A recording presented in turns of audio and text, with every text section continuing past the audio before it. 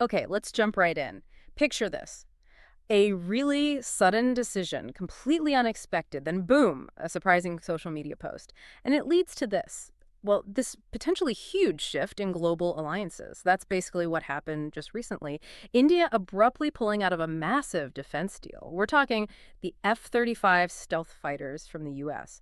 And it wasn't just random, it seems directly, intricately tied to President Trump's sudden announcement. Yep. Yeah, a hefty 25% tariff on Indian goods. So in this deep dive, we're looking at the source material, tracing this fascinating connection. It's sending ripples, big ones, through trade and defense. It really is. And what's fascinating, truly, is how these two things, the economic move, the military decision, how they really reflect India's, let's say, considered approach. How they're building their military, how they're handling global trade. So our mission today really is to give you some key insights. What does all this mean for India, for its strategic autonomy, its future relationships on the world stage? Absolutely. So get ready. This isn't just a quick news summary. We've really dug into the source material here, distilled the crucial bits. We're focusing on the surprising facts, maybe some aha moments for you, where things just click. Yeah, okay, so the trigger, the immediate catalyst for all this. President Trump announcing that big 25% tariff on Indian goods. It's set to start August 7th, 2025. Not just a small policy change. This felt like a bombshell. It really did. He dropped this news on his Truth Social platform, July 30th, 2025. And yeah, it genuinely seemed to catch India off guard, his stated reasons. Well, he pointed to India's high tariffs on U.S. goods, said they were unfair, also mentioned the difficulties American companies face doing business there, and importantly, he was critical of India buying weapons and energy from Russia, especially, with the ongoing war in Ukraine. He actually called India and Russia dead economies. Pretty strong language. Wow, yeah, dead economies. So that rhetoric, plus the tariff, it feels like more than just trade, doesn't it? I mean, shrinking the trade gap, it was what, $43 billion in 2023? Is that the main goal, or is this really like a pressure tactic, pushing India on foreign policy? Look, I think it's definitely both. But the pressure aspect Yeah. feels very significant here. Yeah. Yes, shrinking the trade deficit is always a U.S. goal. But a tariff this big, combined with that kind of language, it's hard not to see it as a push against India's ties with Russia, challenging their sort of non-aligned position in this shifting world. Right. Okay, let's pivot then. The F-35 deal itself, we know it's one of the world's top fighter jets. Lockheed Martin makes it. Stealth, cutting-edge tech. I mean, the U.S. really wanted India to buy these, right? To Yeah. strengthen ties, counter China's military growth in the region. And yet, India said no. They did. And the reasons why they backed out, they're multifaceted. They really reveal India's strategic thinking. First, obviously the cost. It's huge, around $100 million per jet. That's just the sticker price. But then you add $44,000 for every single hour it flies. That's an extraordinary long-term cost. Puts the whole thing in a different light. But it wasn't just the money. A really big sticking point was the restrictions. The U.S. rules. They offered very little flexibility for India, like adding their own systems, building parts locally. Ah, so that clashed with their big initiatives. Exactly. It runs right up against Make in India and Self-Reliant India. Atmanirbhar Bharat. Precisely. These aren't just buzzwords for them. It's a serious embedded drive. They want their own defense industry, control over supply chains, less reliance on others. It's about owning the tech, customization, strategic autonomy, not just assembly lines. And you mentioned something else, the clash with existing systems, the S-400s. The Russian S-400 air defense systems India already has. Why is that specific clash such a big deal? Well, it's a fundamental challenge, both technically and strategically. You've got this super advanced, highly classified jet, the F-35, advanced sensors, strict data protocols, and you're trying to integrate that into a defense network that heavily features Russian systems like the S-400. Think about it. Classified intelligence, secure comms, sensitive data streams. The U.S. would be, understandably, very hesitant about exposing any of that to Russian origin systems. It may be vice versa, too. Potentially, yes.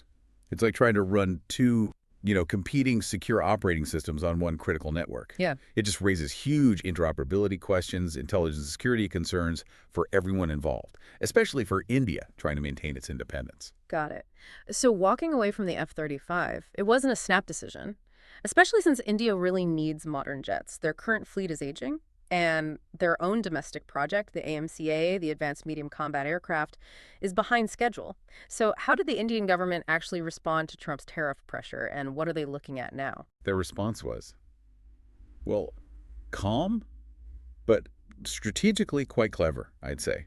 Instead of hitting back with tariffs immediately, which you might expect. They seem to be making this shrewd countermove. They're looking to reduce the trade gap. How? By buying more U.S. goods. Oh, interesting. Like what? Things like natural gas, electronics, maybe even gold. But here's the key part. They're explicitly excluding the F-35 jets from that plan. Right. So it's like saying, okay, we can talk trade, we can buy more stuff. But our defense choices, our strategic autonomy, Yeah, that's off the table. exactly. Their Commerce Minister, Piyush Goyal, even told Parliament on July 31st they're studying the tariff's impact with businesses, basically saying they'll act in India's best interests, not just react emotionally.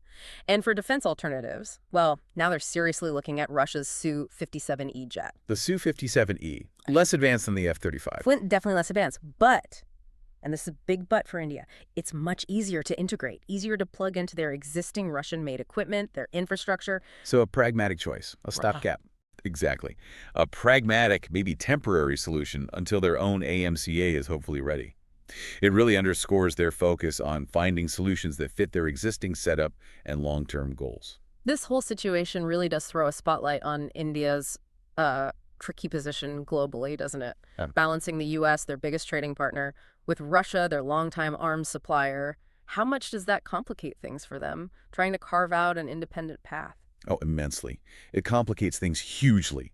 Trump's tariff, the harsh words, it could actually, perhaps unintentionally, push India closer to Russia, especially when you see China and Pakistan getting tighter militarily. That directly affects India's security thinking. Adds another layer of pressure. Absolutely. And there was an immediate economic ripple too, though small. On July 31st, Indian stocks dipped slightly. The rupee weakened a bit against the dollar. Longer term, yeah, the tariff could definitely hurt some Indian businesses. Steel, cars exporting to the U.S. And even with India offering to buy more American goods, there's still uncertainty, right?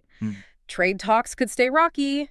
We know President Trump's approach can be unpredictable. Plus, you still hear complaints from U.S. officials, like Treasury Secretary Scott Bessent, about market access in India. True, there's ongoing friction there. But ultimately, this whole episode, it really showcases India's push. A strong, clear push for independence and defense. And this complex balancing act they're performing, managing economic needs and global relationships. It's more than just one deal. It could genuinely change how India and the U.S. cooperate or don't on trade and security going forward. We might be seeing more assertive, independent India emerging on the world stage. So just to wrap up the key takeaways for you listening, India's decision skipping the F-35s, which seems tightly linked to these new U.S. tariffs, it really reflects their solid commitment, maybe even non-negotiable commitment to those self-reliant India goals. It's a clear signal.